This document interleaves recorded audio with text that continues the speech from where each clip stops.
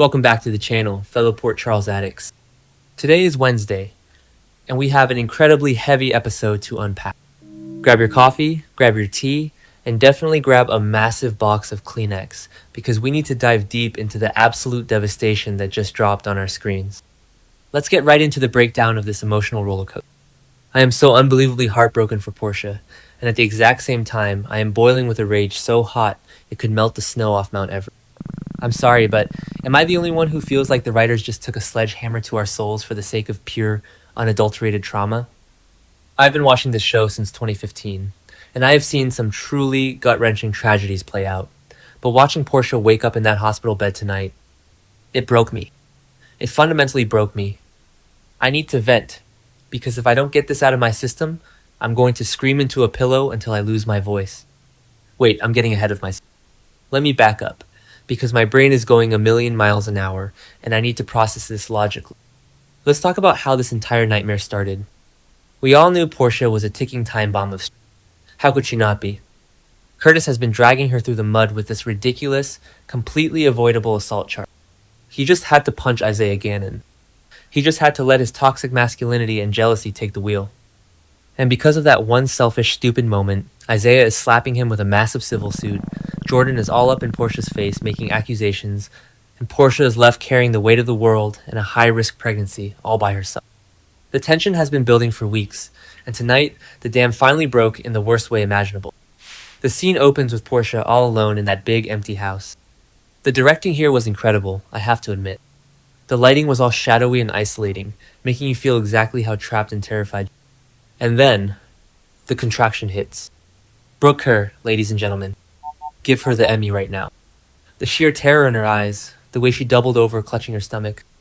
You could feel her physical agony through the screen. She knew it was too early. She knew something was horribly, horribly wrong. The panic in her voice when she cried out to the empty room was bone-chilling. This wasn't just normal labor. This was a severe, stress-induced medical emergency brought on by the absolute circus her life has become, entirely thanks to Curtis Ashford. And what does Portia do? She does what any terrified, desperate wife would do. She reaches for her phone and calls her husband. She calls Curtis.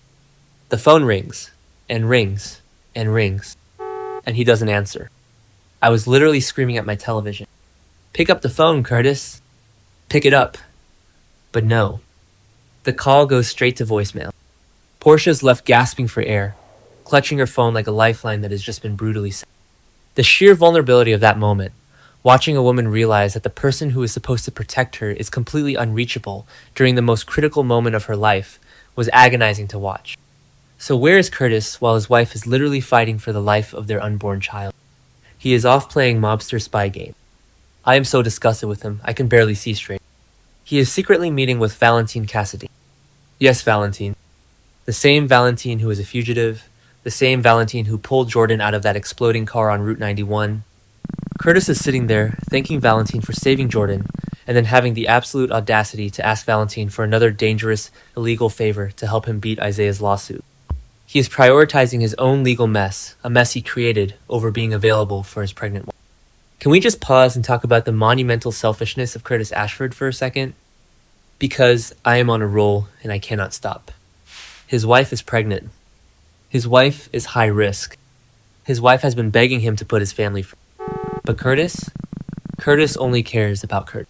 He only cares about beating the charges, about his own ego, about his own freedom. He prioritizes a shady back alley meeting with a former WSB operative over keeping his phone on loud for his pregnant wife. He put his phone on silent, or ignored it, or whatever pathetic excuse he's going to use later. It doesn't matter. The fact is, in the exact moment Portia needed him the most, the moment it was literally life or death, he chose his own pride over his family. I have defended Curtis in the past, but I am done. Cancelled. Okay, back to the point. Portia realizes Curtis isn't. She realizes she is completely, utterly alone. The ambulance is going to take too long, or maybe she's just so panicked she isn't thinking straight. She grabs her car keys. I was literally biting my nails down to the quick watching her stumble out to the car. You know it's a bad idea. She knows it's a bad idea. But she is desperate. She gets into the driver's seat, gasping for air, tears streaming down her face, and she starts driving herself to General Hospital. The cinematography in this sequence was so claustrophobic, and the camera focused tight on her face, the sound of her heavy breathing filling the audio, the blurry streetlights passing by through the windshield. It felt like a horror movie. She's driving down this deserted, dark road, and of course, because this is Port Charles, it's the middle of nowhere and completely empty. Another massive, agonizing contraction hits her. It's so severe that her vision goes white.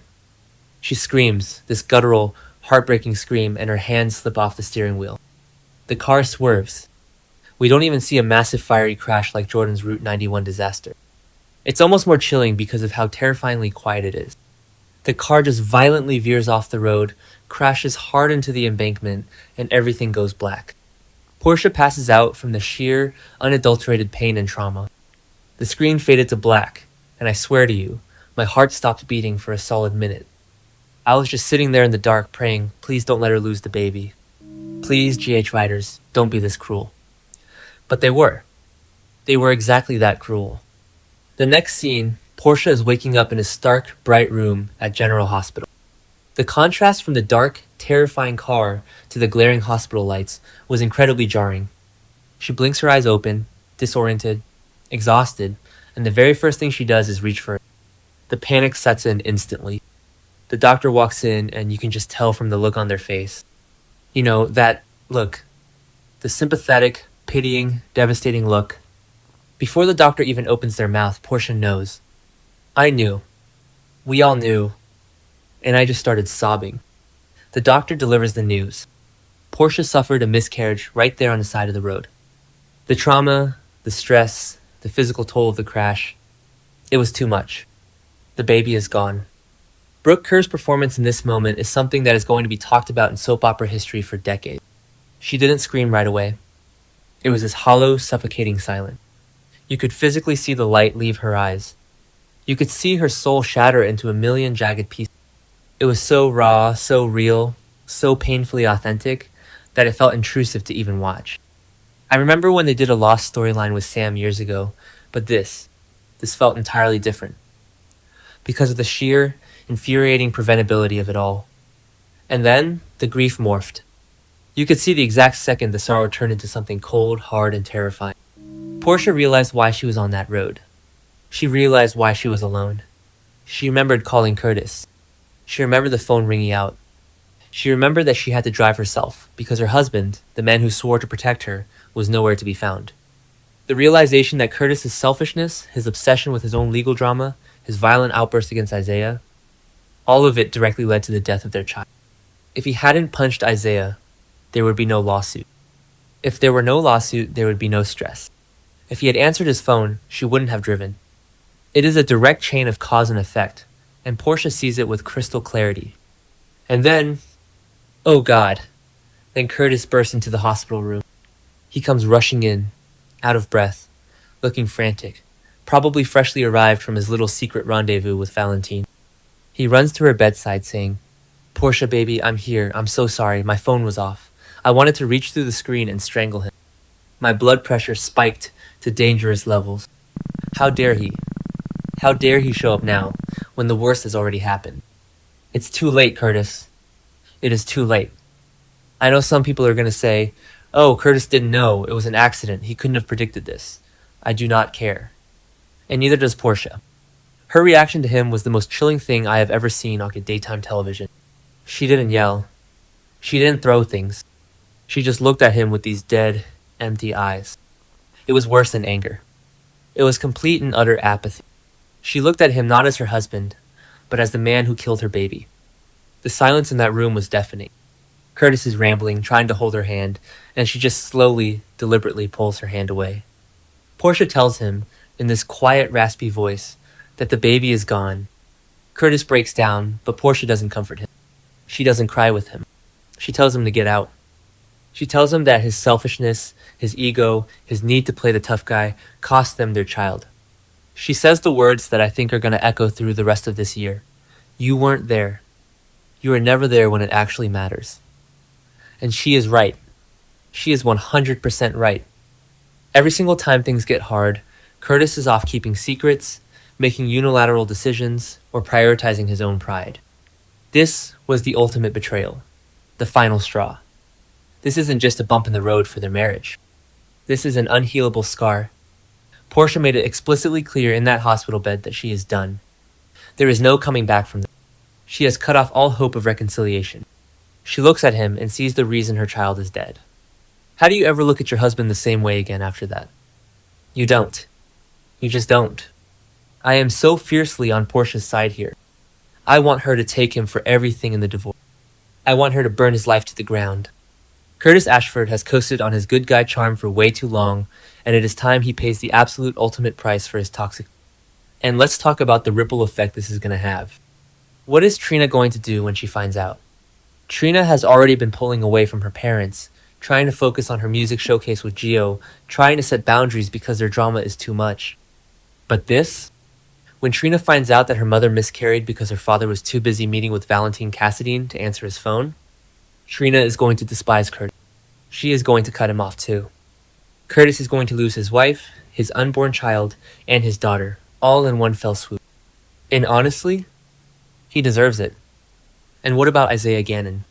Is he going to feel guilty? Because technically, his civil suit is what caused the stress. But no, Isaiah didn't force Curtis to play. Isaiah is just seeking justice for his ruined hand. But you know Curtis is going to try to blame Isaiah. He's going to try to deflect. Because Curtis can never just take full accountability without a but. He's going to say, if Isaiah hadn't sued me, Portia wouldn't have been stressed. I can already hear the dialogue, and I am already preemptively furious about it. If Curtis tries to blame Isaiah for this miscarriage, I swear I will riot. I have to give props to the writers, even though I am furious with it. This is high-stakes soap opera drama at its absolute finest. They took a simmering storyline, Curtis's legal troubles, and detonated it in the most tragic, emotionally devastating way possible. It changes the entire landscape of the show. It gives Brooke Kerr a phenomenal storyline that she is going to act the hell out of. But as a fan, it hurts. It hurts so much to watch a character you love go through something this senseless and cruel. I don't know how I'm going to sleep. I really don't. My heart is just aching for Portia. The image of her waking up alone, realizing her baby is gone, and knowing her husband abandoned. It's going to haunt me. I want to know what you guys think. Are you as furious with Curtis as I am? Do you think there is any possible way they can ever come back from this? Spoiler alert, no. Drop your thoughts in the comments, because I need a support group right now. We are all going to need a lot of strength to get through the rest of this.